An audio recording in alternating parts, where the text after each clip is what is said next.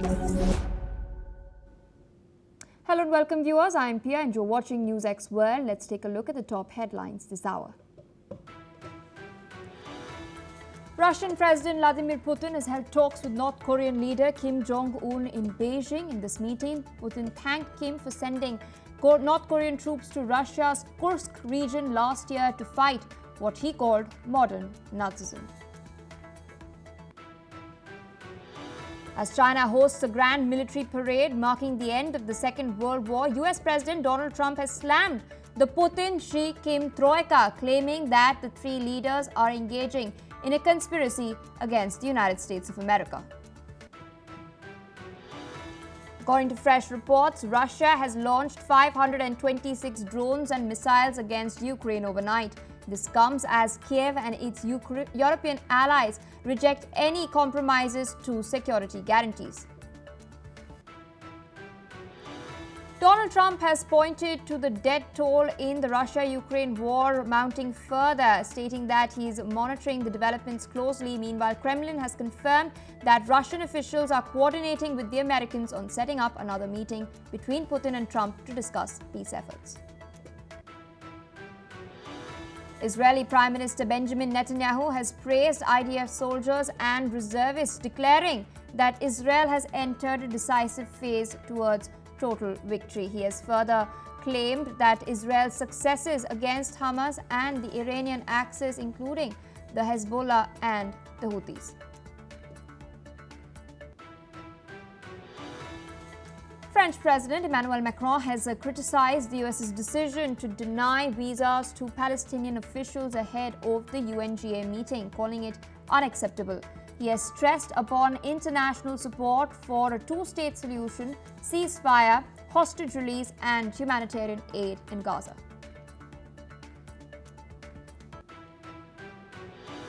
Thailand's Pheu Thai Party has submitted a parliament dissolution resolution for royal approval. Opposition has backed Bhumjai Thai leader Anutin Charnvirakul for Prime Minister's bid. He plans to hold the House vote and continue with the minority government. A bomb blast has killed at least 11 people and injured 30 others at a rally in Quetta in southwestern Pakistan. This rally was commemorating Sardar Atalullah Mengal. Now, authorities say that it appears to be a suicide attack with investigation underway and no group claiming any responsibility.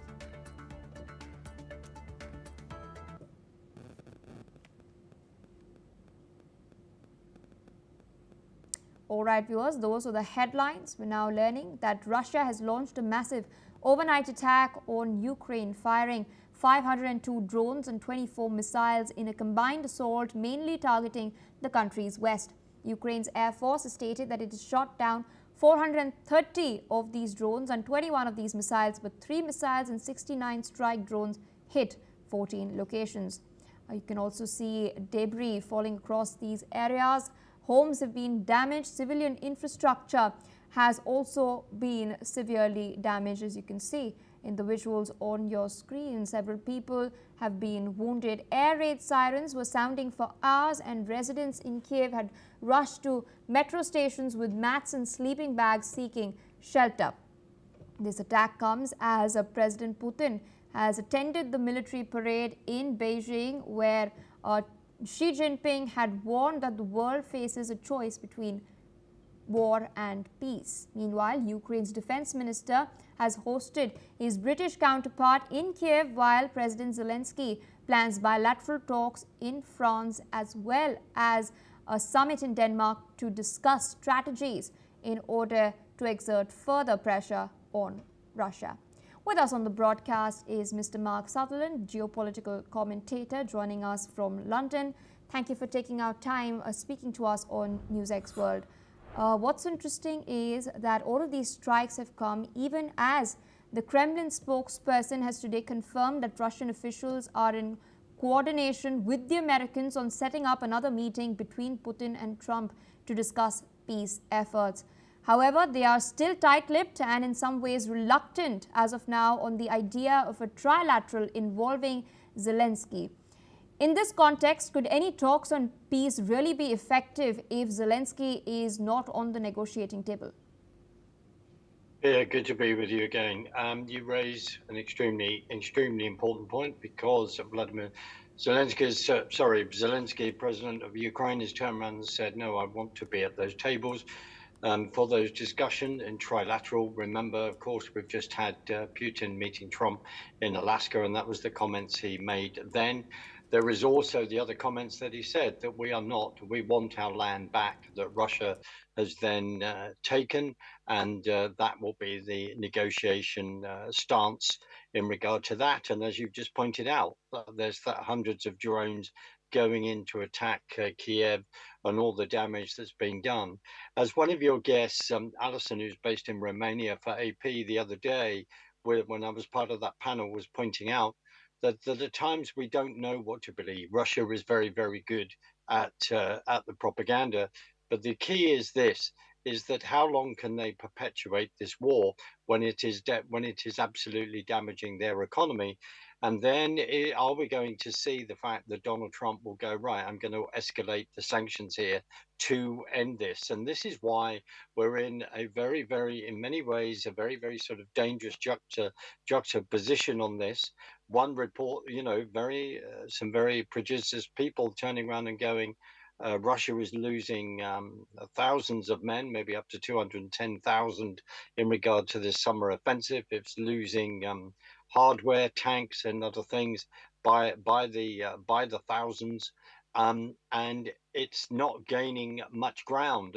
One British assessment was turned around and saying for it to gain even more ground in the Donbass, Crimea, all of that area and just beyond, it could take another 4 years, inching incrementally with all the losses, and then maybe losing another 2 million men within this. So the information at times is so difficult to work through. What we do know, as I've said constantly, is that this is the human cost. Thousands and thousands, if not millions of people are dying, and the destruction in the Ukraine, and everyone wants this to end. The big issue is, where will the borders be drawn? And as you say, the Russians, Americans, they're keeping very silent on this. There may not be the trilateral talks that needs to happen, and partly maybe on the American side, which is to say we need to draw the Russians in. We need to see something firmly in ink before we can then take that to Zelensky and then start to have this discussion. The other thing, as we pointed out with the SEO conference, is this axis that is behind Russia. Whether China may say publicly we're backing, at times there's not a lot of love lost between them historically, but you've got this axis of China, of Russia, and of course, as you pointed out, North Korea has sent troops in there over the last year, and they've lost a lot of their troops in that theater of war as well. So, Pierre, there is a lot to disseminate here. All we want is this to end. It's how you end that, as I say, where the borders are then drawn, and any compensation, if at all, is then paid back, how you then rebuild the parts of Ukraine that have been decimated. Pierre.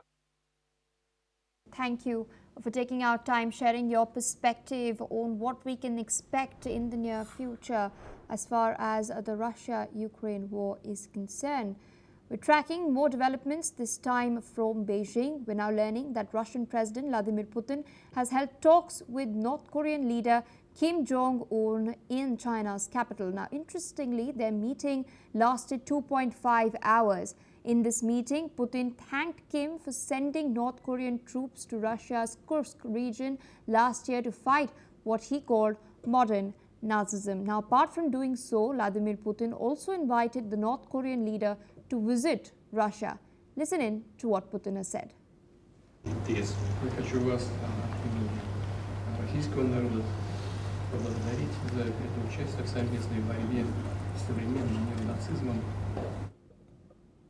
meanwhile, Kim Jong-un has described supporting Russia as his fraternal duty. He's also emphasized upon the importance of strengthening cooperation between the two countries.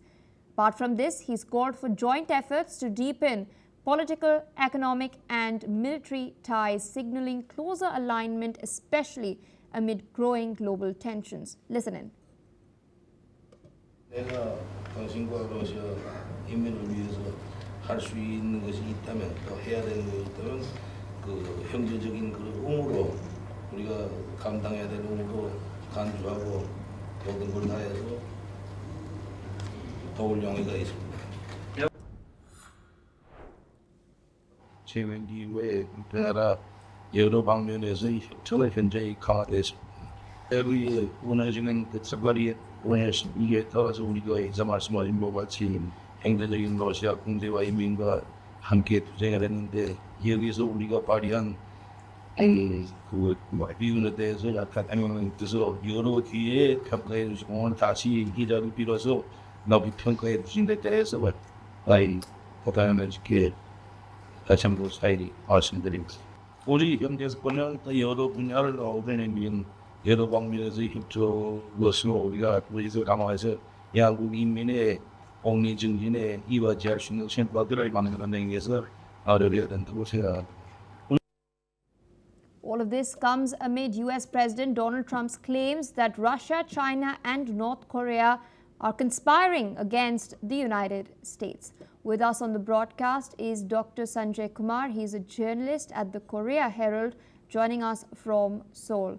Thank you for taking our time speaking to us on NewsX World. Lately, we've seen the North Koreans repeatedly rebuff the olive branch that South Korea has been extending.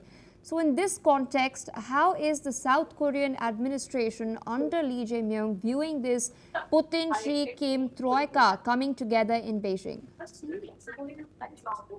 In South Korea, it is being seen as a broader strategy of North Korea to use this strategy and use this setup of a Victory Day to send a message across the world, especially to the US, so that they can come to the table. North Korea has not said that they are ready to talk.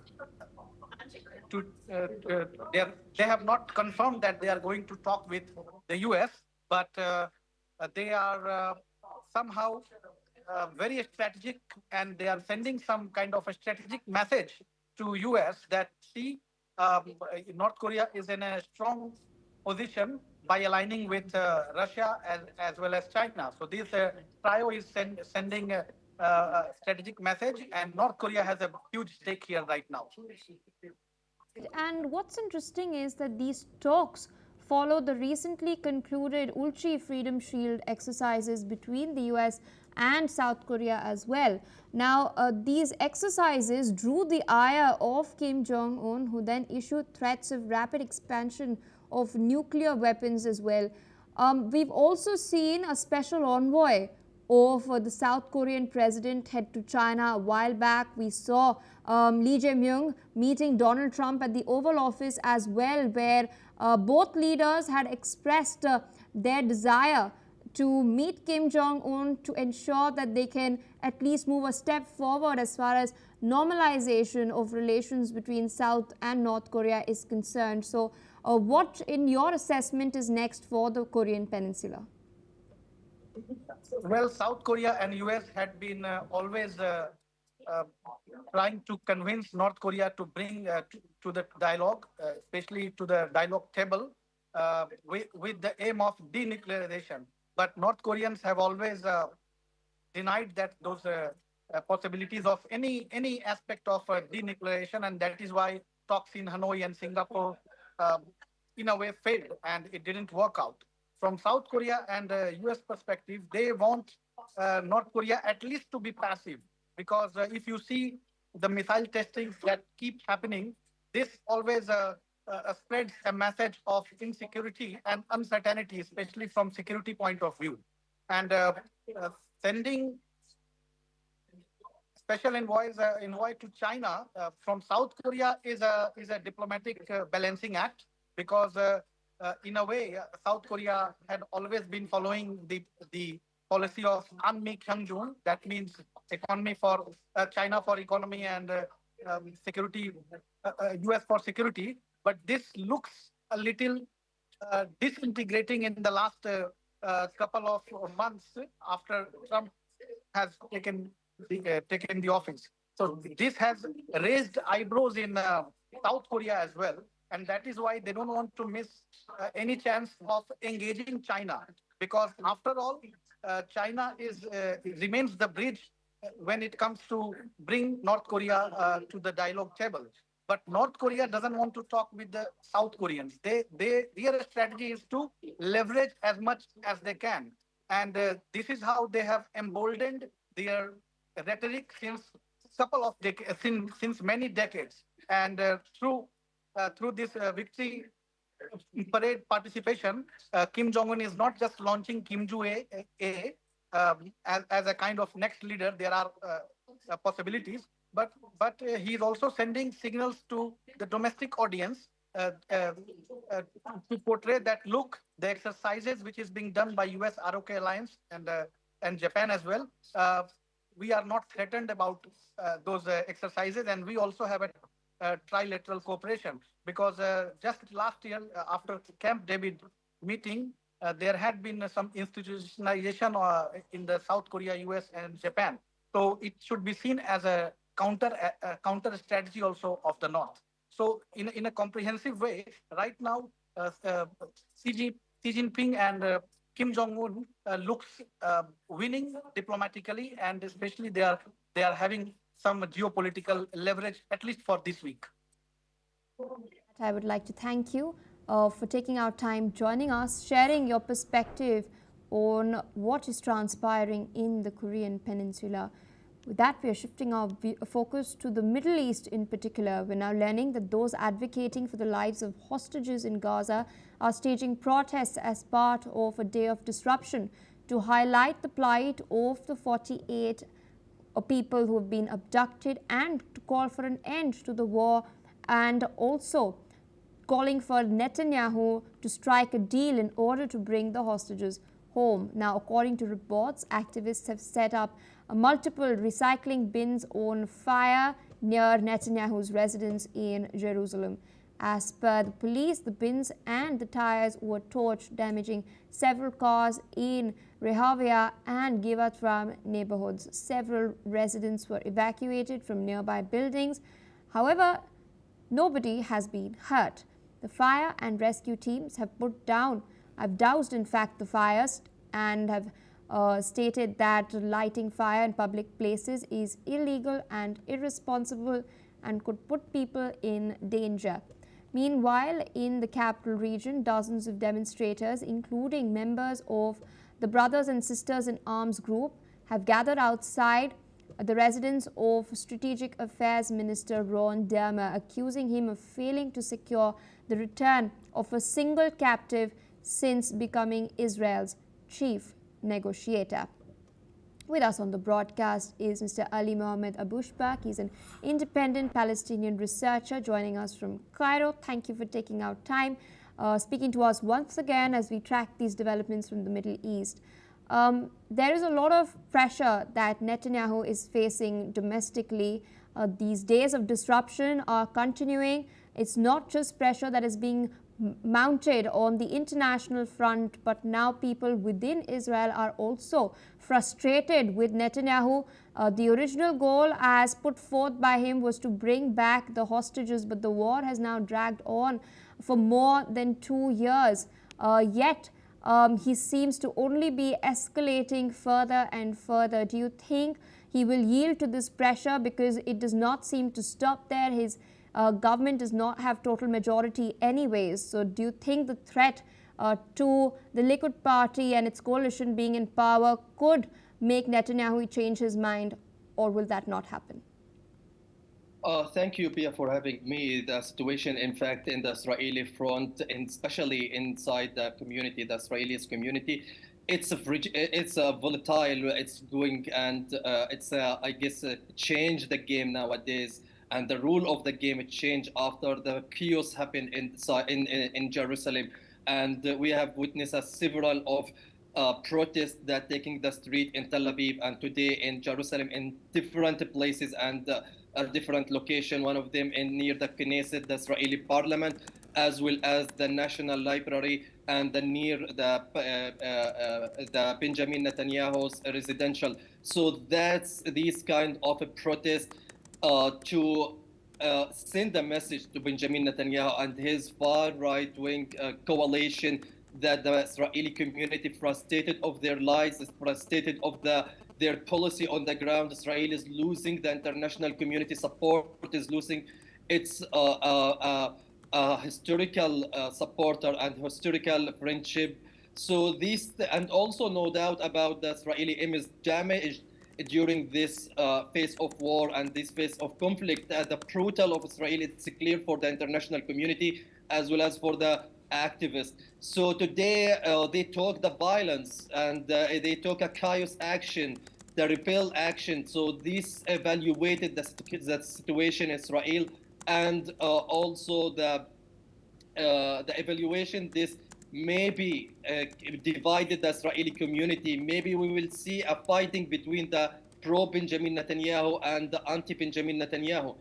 Benjamin Netanyahu is trying to maintain his coalition, the ugly face of the Israeli, the right-wing, the far right-wing Israelis coalition between Benjamin Netanyahu, Smotrich, and Ben Gvir. So this is creating a division between the Israel, despite the Lapid giving opportunity and the golden opportunity for Benjamin Netanyahu to reach to the deal with Hamas and release around 48 Israeli captives from Gaza. They are suffering like the Palestinians from Gaza. They are suffering from the starvation and malnutrition. We have seen several footage that released from Al-Qassam Brigade that showing the Israeli captive how much they lose their weight due to the Israelis restrict to allow to the humanitarian aid to into Gaza and the essential food to enter to Gaza and the element as well as. So Pia, about the optimistic, the atmosphere is pessimistic. Benjamin Netanyahu is not going to sit back for his strategy and his policy to occupy Gaza, and he doesn't care about the Israelis captive. Despite that, daily we are hearing from the news that there is a several of Israeli commander in Gaza. They lost their life within a fighting with Hamas brigade and the Palestinian resistance group. At least we hear around 2 to 5 Israeli soldiers they killed during the fight with Hamas. So that's make sure for the civilians from Israel that Benjamin Netanyahu, he doesn't care about the life of civilians as well as the Israeli soldier. Also from the Israelis, Israeli militant group, they are also, there is a division with regard to the operation on the ground, the chariot, Gadian's chariot, the second phase of Gadian chariots would consider it as a failed, and there is no success for this operation in Gaza. Right. Also, we have seen how much Donald Trump lambasted yesterday Benjamin Netanyahu's behavior, and he called them as a failure in PR. Obviously, they are failed and they lost all the international community. Now Israel is fighting alone because of the personal purpose. Israelis community, I mean, they are unsure and they have confirmed about the purpose of Benjamin Netanyahu to maintain his regime and to maintain his seizing the power in Israel instead of going to the court for his corruption and for cases and for his bad behavior in the Israeli community. Yeah. Indeed. So I request you to stay on with us. We're tracking more developments from the Middle East. We're now learning that the Israel Defense Forces have stated that the Israeli Air Force has intercepted a missile launched from Yemen. Earlier, sirens were sounded in several areas across central Israel, including in Tel Aviv. This comes as the conflict between Israel and the Houthis in Yemen is intensifying. Remember, just last week, The Houthi Prime Minister Ahmed Gharib al-Rahawi, along with other ministers, was killed in an Israeli strike. The Houthis have since raided the United Nations offices and have claimed responsibility for a missile attack on an Israeli-owned tanker in the Red Sea. Tensions continue to escalate as the Houthis are vowing retaliation after their prime minister's death. Meanwhile, Israeli Prime Minister Benjamin Netanyahu has warned the Houthis that they will pay a heavy price for attacks on Israeli territory and shipping as well. Still with us on the broadcast is Mr. Bushback. What's interesting is that Israel's war is not just against Gaza, it's also against the Houthis. It was also against Hezbollah in Lebanon, and they've also attacked Syria. And of course, we've seen what happened with Iran a while back as well. But in the midst of all of this, as I mentioned earlier, there's a lot of international pressure that is mounting against Israel. There's talk of France and Belgium moving a resolution to recognize the state of Palestine at the UNGA that's going to be held later this month. Australia has also come out and stated that they will back this resolution, that they will be recognizing a state of Palestine. What, in your opinion, are the chances of this UNGA resolution being accepted, and would it really impact what is taking place on the ground? Pia, first of all, with regard to the retaliation of Houthi, this is, I guess, the beginning, because Houthi, the ability of missiles and ballistic missiles, so it's more than what Benjamin Netanyahu is thinking. And when he waged the war against Iran, also we have seen as how much Tel Aviv got damaged from the Israelis, from Iranian missiles, and the Israeli defense, the Israeli iron defense system, how much failed during this phase of the conflict, and that during this circle of confrontation between Iran and Israel. And there is no doubt about unification of the arena. But that this is the term that launched by the Iranian and its proxy in Yemen, as well as Gaza, Syria, also Lebanon, also Iraq, and several of a proxy. So if it will be comprehensive fighting and comprehensive confrontation, it will be. So Benjamin Netanyahu, he want to keeping the fire in whole Israel and will leave. So the only solution, Benjamin Netanyahu should reach to the deal with Hamas. Until this will not happen, Houthi will not stop the war and will not stop firing the missiles against Israel and to Israel. So it's very clear for Benjamin Netanyahu and for his coalition, for the Israeli community. We will hear a daily missiles, and with Israeli community, they will hear a daily sirens for the Houthis missiles. Until analyst Benjamin Netanyahu is not going to end the war. The whole international community frustrated and outraged. It's very clear from even the actor, we consider them as a silence and a double standard with regarding the conflict and the war in Gaza, as well as in the comparing by Ukraine and Russia. But all the eyes nowadays, it's on Gaza and Yemen and all the Middle East area.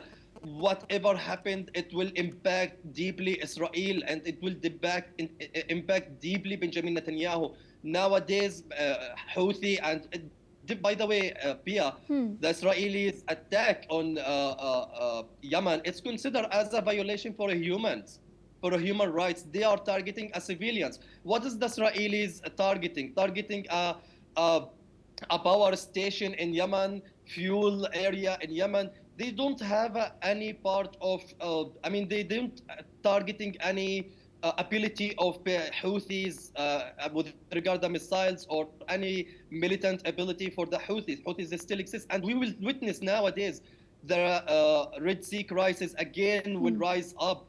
So that will make the region, it's like over the powder pocket, and it's going to explode at any time. So it's a terrible thing, and as I told you, Houthi will not going to be silenced after assassinating the prime minister. By the way, prime minister, belongs to Sunni sect. It's not a Shia, so he's working with a Houthi and his not from their sect. It's a completely different from the Houthi sect. So there is an outrage in Yemen, and it become as a public and grassroots demand to retaliation, and Houthi will get supported from the grassroots. Also in Syria and Lebanon, Hezbollah is not going to lie its weapon, and which will make a more chaos in the area. Also, the fighting with Syrian Al-Julani's regime that will creating. I guess Al-Julani will not be maintaining his silence with Israeli violation. In Gaza, also there is a several of report Israel's they are losing a several of fighting and front in Gaza, like Zatoun, what happened, the Zatoun ambush and Khan Yunis ambush. There is a several of resistance. As there is an action, there is a resistance on the ground. So Benjamin Netanyahu, most of the Israelis soldier, they got injured and badly injured. They will fight in the community. They will suffering from the post-stress trauma. So this will create a chaos.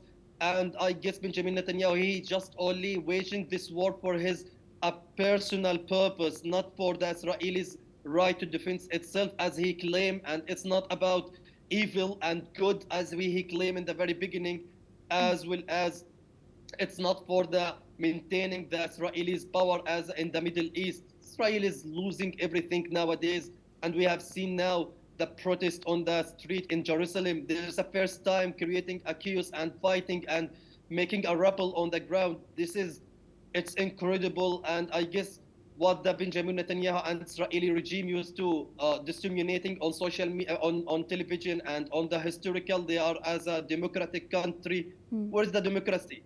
If the community demand to end the war, where is the democracy?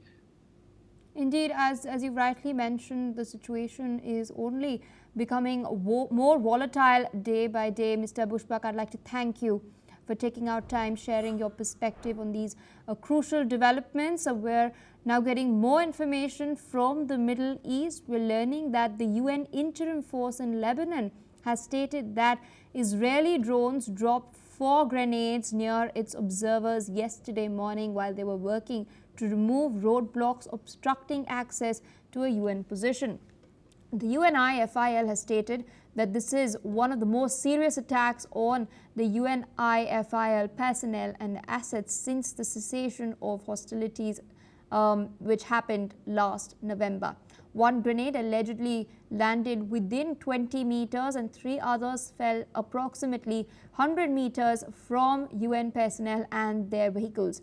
They also added that the Israeli military has been informed in advance of the road clearance work in the area, which is southeast of the village of Marwahin. Last week, the United Nations Security Council had unanimously extended the peacekeeping mission in Lebanon till the end of 2026, after which a 1-year orderly and safe drawdown as well as withdrawal will begin, concluding the forces' operations in the region. Well, viewers, due to paucity of time, this is all we have for this bulletin. More news and updates on the other side. Stay tuned on NewsX World.